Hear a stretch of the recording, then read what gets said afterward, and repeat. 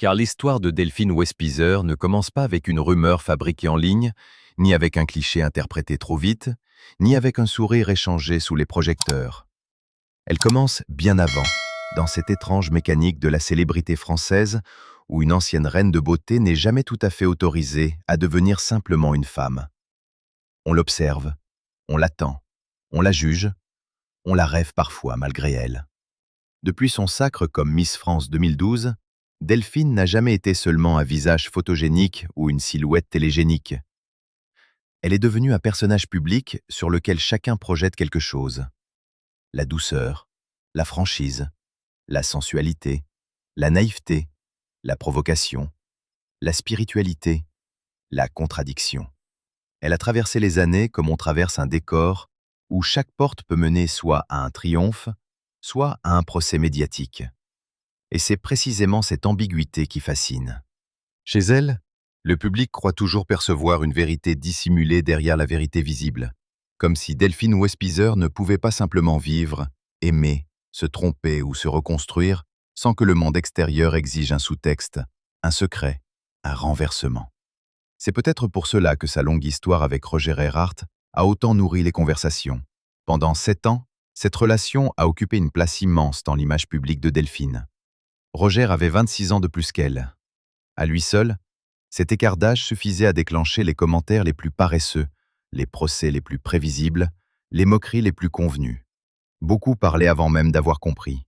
Mais ce qui dérangeait davantage encore, c'était la stabilité apparente de ce couple que l'on annonçait fragile.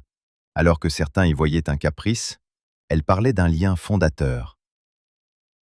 Alors que d'autres dénonçaient une anomalie, elle évoquait un homme qui l'avait aidé à grandir, à se construire, à gagner en confiance. Sous la surface des clichés, cette histoire avait donc une autre densité. Elle ne correspondait pas au scénario facile qu'on aurait voulu lui coller. Ce n'était ni une fantaisie passagère, ni une provocation. C'était une relation installée dans le temps, traversée d'attachement, de fidélité émotionnelle et, sans doute, d'une forme de pédagogie intime. En 2022, lorsque la séparation a été rendue publique, beaucoup ont cru assister à la fin d'un chapitre. En réalité, c'était surtout le début d'un autre. Celui où Delphine allait devoir se réinventer sous le regard d'un public qui ne supporte jamais longtemps le vide sentimental chez une femme connue. Après une rupture visible, il y a toujours 2 histoires. Celle que l'on montre et celle que l'on tait. Celle des phrases publiables, des photos que l'on archive, des mots mesurés, et celle plus sombre, faite de perte de repères, de réapprentissage, de nuits sans mise en scène. Chez Delphine Westpizer, cette période a pris une couleur particulière. Elle n'est pas entrée dans un silence total, mais dans une parole plus diffuse, plus mouvante, parfois plus intérieure. Elle semblait parler moins d'un homme précis que d'un état émotionnel. L'amour n'apparaissait plus comme une destination, mais comme un territoire dont elle se méfiait tout en le désirant encore. C'est là que les interprétations ont recommencé. Dès qu'une femme publique cesse de nommer officiellement un compagnon, chacun se met à chercher le prochain. Chaque regard devient un indice, chaque présence une hypothèse, chaque absence une stratégie. Certains récits ont même tenté, au début de 2026, de lui inventer d'autres horizons, d'autres rapprochements, parfois avec un jeune entrepreneur, parfois avec une figure plus connue de la télévision. Mais à l'arrière-plan, Delphine, elle, laissait plutôt entrevoir autre chose. Une volonté de se recentrer, de retrouver la maîtrise de son rythme, de s'aimer assez pour ne plus se jeter dans le premier récit disponible. Même quand la presse légère fabrique un couple, la réalité intime, elle, obéit à des lois plus lentes. Puis est venu ce drôle de moment médiatique où son nom s'est retrouvé accroché à celui de Cyril Ferraud. L'idée avait tout pour séduire les amateurs de romans instantanés. 2 visages populaires, 2 personnalités identifiables, une part de mystère, suffisamment de lumière pour provoquer le fantasme, suffisamment de réserve pour l'alimenter. Le problème, c'est que le fantasme a vite été traité comme une quasi-information. Or, dans les récits people, la frontière entre l'observation et l'invention est souvent si mince qu'elle disparaît presque entièrement. Il suffit d'une photo sortie de son contexte, d'une proximité amicale, d'une complicité télévisuelle ou d'un titre formulé au conditionnel pour mettre la machine en route. Très vite, La question n'est plus « est-ce vrai ?», mais « pourquoi ne disent-ils rien ?» Et ce glissement est redoutable.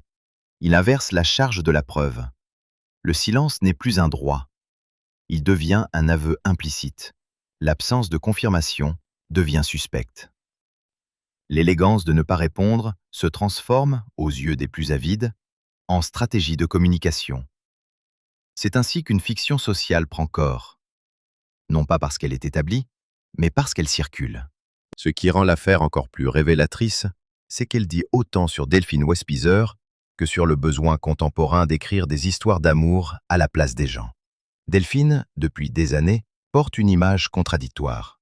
Elle peut être solaire et tranchante, romantique et provocatrice, mystique et médiatique. Cette complexité attire, mais elle dérange aussi. On aimerait la réduire à une ligne claire. On aimerait qu'elle devienne enfin ce personnage que l'on comprendrait d'un coup. La femme rangée, la femme scandaleuse, la femme blessée, la femme sauvée. Comme aucune de ces versions ne suffit, le public continue de fouiller, et lorsque cette fouille ne trouve pas de vérité assez spectaculaire, elle invente une intrigue. Cyril Ferraud, dans ce mécanisme, n'est presque plus une personne. Il devient un symbole, un support narratif, le nom parfait pour compléter un puzzle affectif que certains veulent absolument achever. Peu importe que les pièces ne correspondent pas vraiment. L'important dans cette logique n'est pas la vérité, mais la satisfaction de l'histoire fermée. Et pourtant, le vrai aveu, s'il faut en chercher un, est ailleurs. Il ne se situe pas dans une romance secrète révélée sur le tard. Il réside précisément dans la destruction de cette fable.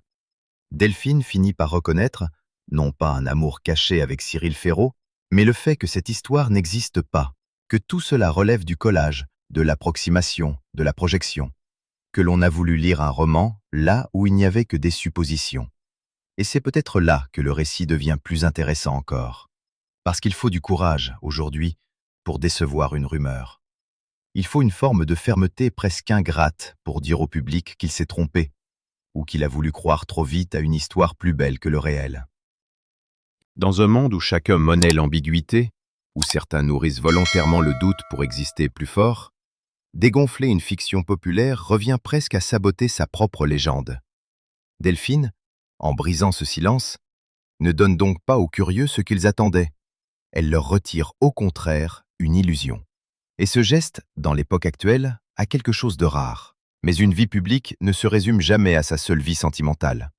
Si Delphine Westpizer intrigue autant, c'est aussi parce qu'elle a souvent avancé au bord de la zone inflammable. Il y a chez elle une manière de parler qui, parfois, échappe au réflexe prudent de la communication moderne. Elle a pu émouvoir, puis agacer, séduire, puis diviser, apparaître sincère, puis imprudente. Certaines de ses prises de parole à la télévision ont déclenché des vagues de critiques, que ce soit sur la police, la politique, ou plus récemment sur des sujets de santé où ses propos ont été jugés problématiques. À chaque fois, le même phénomène s'est reproduit. Delphine n'était plus seulement regardée comme une ancienne Miss devenue animatrice ou chroniqueuse, mais comme une femme dont chaque mot semblait confirmer pour les uns une authenticité courageuse, pour les autres, une naïveté dangereuse. Cette exposition permanente a laissé des traces. Elle a renforcé l'idée d'un personnage clivant, donc irrésistible médiatiquement. Et lorsqu'une personnalité devient clivante, le public ne lui laisse plus le droit d'avoir des zones neutres. Même son cœur doit devenir un terrain de débat. C'est dans cette tension qu'il faut relire ces années récentes. Delphine n'est pas seulement une femme sur laquelle on fantasme des histoires. C'est aussi une femme qui a payé le prix de sa visibilité totale. Il y a eu les jugements sur son corps, sur ses choix, sur son rapport à l'amour, sur son âge comparé à celui de Roger, sur sa manière d'exister dans un paysage audiovisuel où l'on pardonne plus volontiers les excès aux hommes qu'aux femmes. Il y a eu les caricatures, les commentaires condescendants, les équations rapides. Trop spirituel pour être crédible, trop libre pour être sage, trop sensible pour être solide, trop exposé pour être sincère. À force, cela fabrique une prison plus subtile qu'un scandale, une prison de perception. Alors, quand une rumeur de plus surgit, celle avec Cyril Ferraud, elle ne fait que s'ajouter à une longue collection d'interprétations posées sur elle, comme autant d'étiquettes mal fixées. Et pourtant, sous les débris médiatiques, demeure un fil rouge que peu regardent vraiment, Delphine Westpizer semble n'avoir jamais cessé de chercher la cohérence intérieure. On peut sourire de ses formulations, contester ses positions, critiquer ses emballements. On ne peut pas nier qu'elle donne souvent l'impression de vouloir vivre en accord avec une idée intime d'elle-même, quitte à paraître décalée. Dans l'univers du spectacle, où tant de carrières tiennent à l'art du lissage, cette rugosité a un prix. Elle peut coûter des sympathies rapides, provoquer des polémiques absurdes, nourrir des contre-récits féroces. Mais elle explique aussi pourquoi, malgré les moqueries ou les procès, Delphine conserve une place singulière. Elle n'est pas interchangeable. Elle ne se laisse pas totalement absorber par le rôle qu'on lui confie. Même quand elle se trompe avec une forme de présence entière. C'est peut-être cette intensité au fond que le public lit comme une promesse de grand amour, puis confond avec des romances imaginaires. Au début de 2026, tandis que les rumeurs continuaient de tourner dans tous les sens, la réalité, elle, suivait une autre trajectoire. Les médias people ont davantage relayé le retour de Roger dans sa vie que l'existence d'un nouvel homme officiellement assumé. Plusieurs entretiens ont même replacé cette relation au premier plan, dans un contexte plus grave, plus fragile, où la maladie, la fidélité affective et le soutien quotidien semblaient avoir rebattu les cartes de leur histoire. Cela ne ressemble pas à un conte parfait, cela ressemble à la vraie vie, c'est-à-dire à quelque chose de plus désordonné, plus douloureux, plus fort aussi. Une histoire qu'on croyait terminée reprend place, non parce qu'elle obéit à un roman idéal, mais parce que les êtres humains ne sont pas des scénarios linéaires. Ils se quittent, se blessent, se retrouvent parfois autrement. Là encore, le vrai bouleversement n'était pas la liaison fantasmée avec Cyril Ferraud, mais ce retour discret d'un lien ancien que beaucoup avaient déjà classé dans le passé. Alors, qu'avoue vraiment Delphine Westpizer à 34 ans? Peut-être pas une passion cachée, peut-être pas un amour interdit, peut-être même rien de ce que les titres les plus fiévreux promettaient. Ce qu'elle finit par admettre, plus profondément, c'est qu'une femme connue peut devenir le théâtre des désirs narratifs des autres, qu'on peut lui prêter des sentiments, des amants, des stratégies, des aveux, simplement parce qu'elle est visible, et qu'il faut parfois reprendre la parole non pour révéler, mais pour nettoyer. Non pour offrir un scoop, mais pour rendre au réel son visage exact. Dans son cas, la vérité est moins spectaculaire que la rumeur, mais infiniment plus instructive. Non, Cyril Ferraud n'est pas le grand secret sentimental qu'on voulait lui arracher. Non, cette prétendue histoire d'amour n'était pas la pièce manquante du puzzle. Oui, tout cela relevait surtout du rapprochement facile, du fantasme de commentaires, de la fiction fabriquée à plusieurs mains.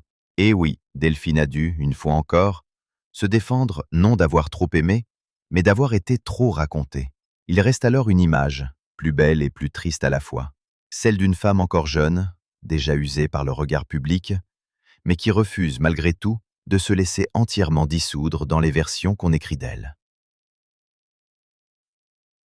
Une femme qui a connu un amour long avec rejet, qui a traversé la rupture, des jugements, les retours inattendus, les emballements médiatiques, les polémiques, les blessures d'image, et qui, au milieu de tout cela, tente encore de préserver une vérité simple. Son cœur n'appartient ni aux rumeurs, ni au montage affectif de l'époque. Il lui appartient à elle.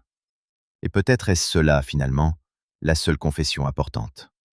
À 34 ans, Delphine Westpizer ne confirme pas la grande histoire qu'on lui prêtait. Elle fait quelque chose de plus dérangeant pour la machine médiatique.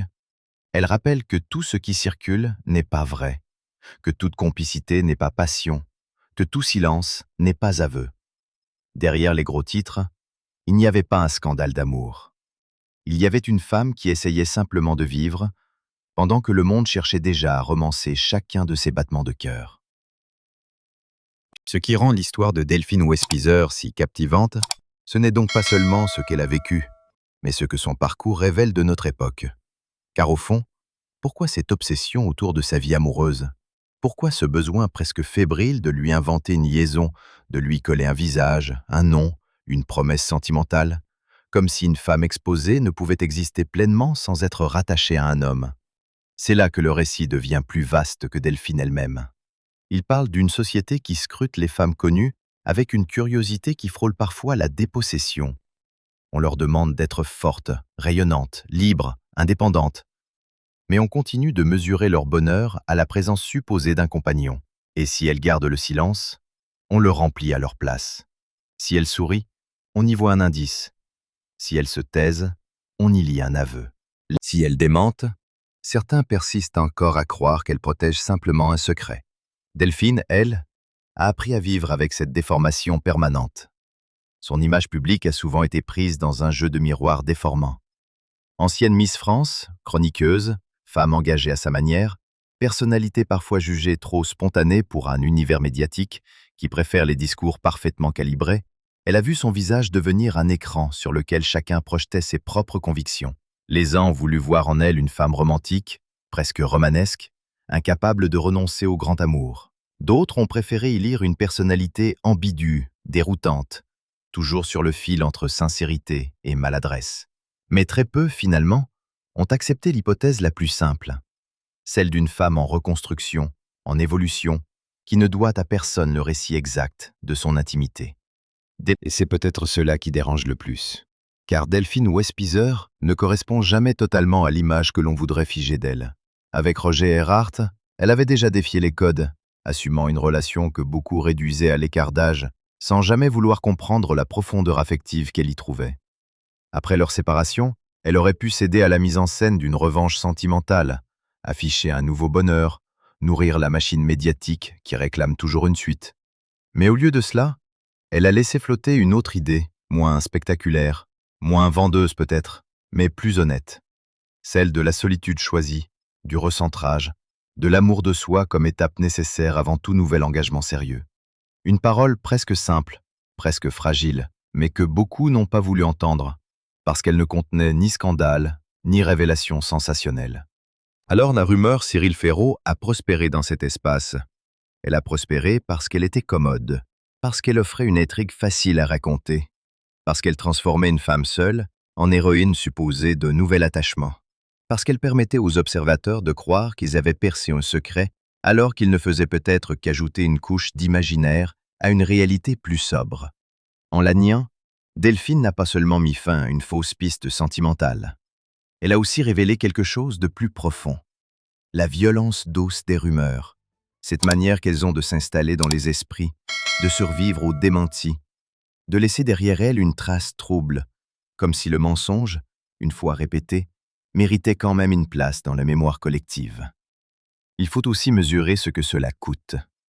Car chaque rumeur sentimentale n'est pas une simple anecdote pour la personne qui l'a subie. Elle déforme les relations réelles, trouble les équilibres privés, transforme chaque amitié, chaque proximité, chaque geste naturel en preuve potentielle. Dans le cas de Delphine, ce poids s'ajoute à d'autres fardeaux. Les critiques sur ses prises de parole, les controverses, les jugements rapides, les condamnations parfois féroces venues des réseaux sociaux et des plateaux de télévision. À force, ce n'est plus seulement une célébrité que l'on observe, c'est une personne que l'on dissèque.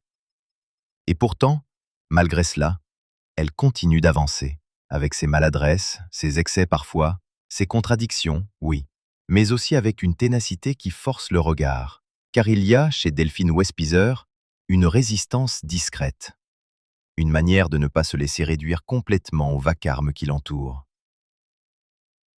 Elle peut être contestée, moquée, critiquée, mais elle demeure. Elle traverse les tempêtes médiatiques sans se dissoudre totalement dans l'opinion des autres. Et c'est peut-être là son vrai combat.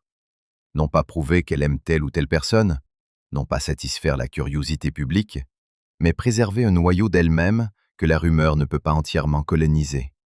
Dans un monde où l'on transforme tout en récit instantané, garder une part de vérité simple devient presque un acte de courage. Ainsi, le véritable basculement n'est pas dans une romance cachée, mais dans cette mise au point. Dans cette parole qui vient briser non pas un tabou amoureux, mais une fabrication collective. Delphine Westpizer ne dit pas « Oui, c'était vrai ».